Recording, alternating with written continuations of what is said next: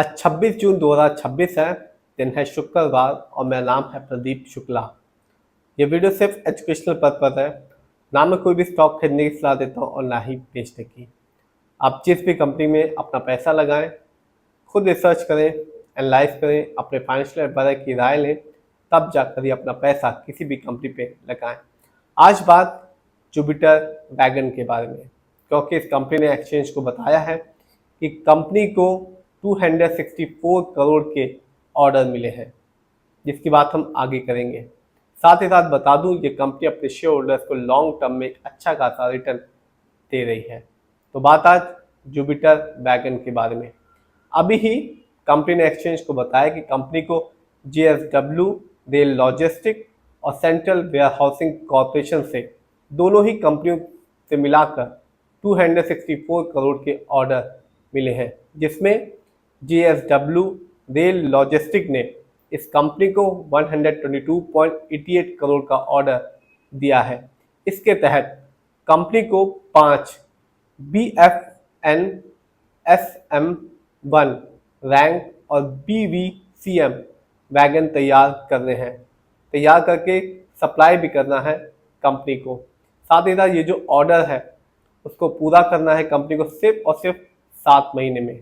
जबकि जो दूसरा ऑर्डर दिया है वो दिया है सेंट्रल वेयरहाउसिंग कॉरपोरेशन ने, और इस ऑर्डर का जो कॉस्ट है वो है 141.44 करोड़ का।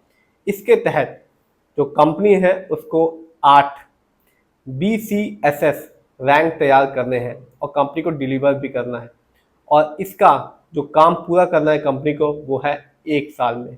तो कंपनी को 2 ऑर्डर लगे हैं 2 अलग अलग कंपनी से। इसका जो टोटल वर्क ऑर्डर कॉस्ट है वो है 264 करोड़ का। साथ ही बता दूं, ये कंपनी अपने शेयर होल्डर्स को लॉन्ग टर्म में एक अच्छा बेनिफिट दे रही है। सबसे पहले जानते हैं जुपिटर वैगन के शेयर प्राइस को और रिटर्न को। तो लास्ट थर्सडे को जब मार्केट बंद हुआ, इस कंपनी का शेयर प्राइस था 262.95 का, और उस दिन कंपनी के शेयर में गिरावट देखने को मिली 1.74% की। 1 साल में भी इस कंपनी ने अपने शेयर होल्डर्स को निराश किया, क्योंकि इस कंपनी के शेयर में भारी गिरावट देखने को मिली।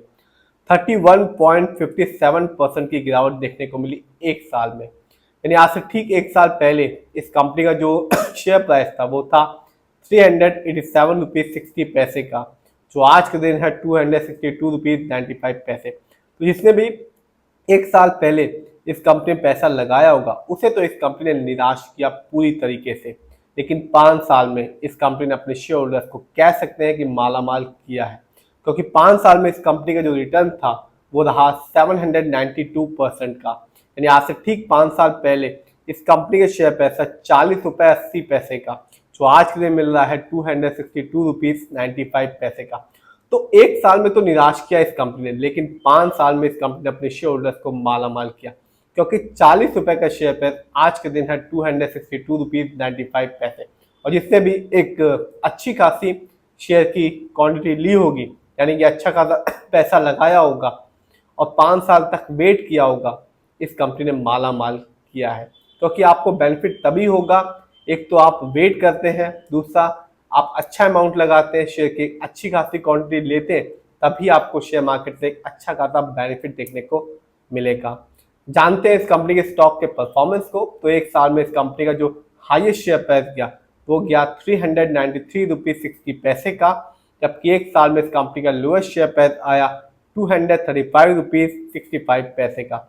और लेटेस्ट न्यूज बता चुका हूं, कंपनी को 2 कंपनियों से 264 करोड़ के ऑर्डर मिले हैं। एक कंपनी है JSW रेल लॉजिस्टिक और दूसरी है सेंट्रल वेयरहाउसिंग कॉरपोरेशन। देखते हैं इस कंपनी के इवेंट्स को। तो इस साल तो नहीं, लेकिन पिछले साल इस कंपनी ने अपने शेयर होल्डर्स को डिविडेंड दिया था, हर एक शेयर के बदले में 1 रुपए का। तो इसके पास भी इस कंपनी की शेयर की एक अच्छी खासी क्वांटिटी रही होगी, उसे एक अच्छा खासा डिविडेंड अमाउंट देखने को मिला होगा। देखते हैं इस कंपनी के फंडामेंटल्स को। तो जो कंपनी का मार्केट कैप है वो है 11,240 करोड़ का। एक कंपनी मिड कैप की है, क्योंकि मार्केट कैप 5,000 करोड़ के ऊपर का है और 20,000 करोड़ के नीचे का।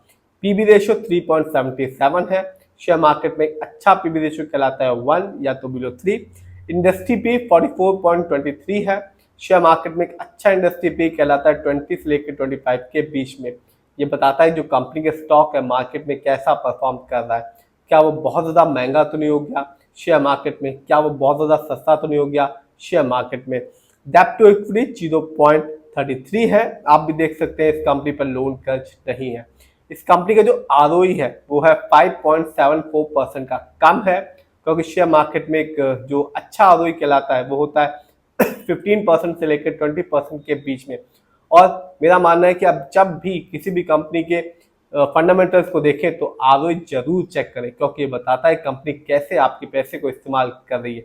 यदि कंपनी का आरओई हाई होता है या पॉजिटिव होता है तो साफ बताएगा कि कंपनी आपके पैसे को सही से इस्तेमाल कर रही है, यानी कि सही प्रोजेक्ट्स में लगा रही है, जिससे आगे चल के फ्यूचर में कंपनी आपको एक अच्छा खासा रिटर्न दे पाएगी।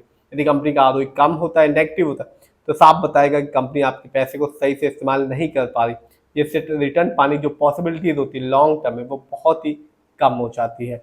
इस कंपनी का ईपीएस है 3.88 का, कम है, बहुत कम है, क्योंकि शेयर मार्केट में एक अच्छा ईपीएस कहलाता है 80 और से ज्यादा का। ये बताता है कंपनी लास्ट 12 महीने में कितना कमाया। इस कंपनी का डिविडेंड यील्ड है 0.38% का।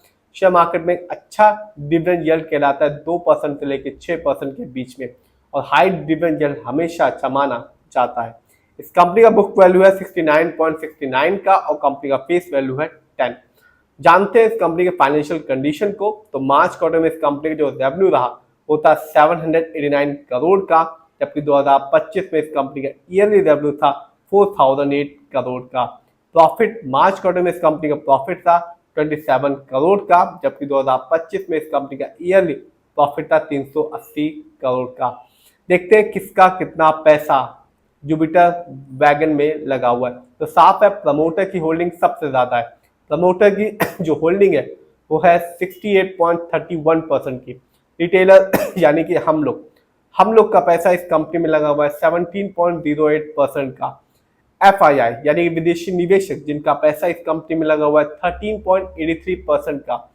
म्यूचुअल फंड जिनका पैसा इस कंपनी में लगा हुआ है 0.76% का, जबकि डीआईआई जिनका पैसा इस कंपनी में लगा हुआ है 0.22% का। तो आपने भी देखा कि कंपनी नए नए ऑर्डर्स भी जीत रही है, साथ ही साथ लॉन्ग टर्म में अपने शेयर होल्डर्स को अच्छा खासा रिटर्न दे रही है, साथ ही साथ डिविडेंड भी दे रही है। तो कंपनी कोशिश कर रही है हर तरीके से अपने शेयर होल्डर्स को बेनिफिट करने का। फिर भी आप जिसमें भी पैसा लगाएं खुद रिसर्च करें, एनालाइज करें, अपने फाइनेंशियल एडवाइजर की राय लें, तब जाकर ये अपना पैसा शेयर मार्केट पे लगाएं।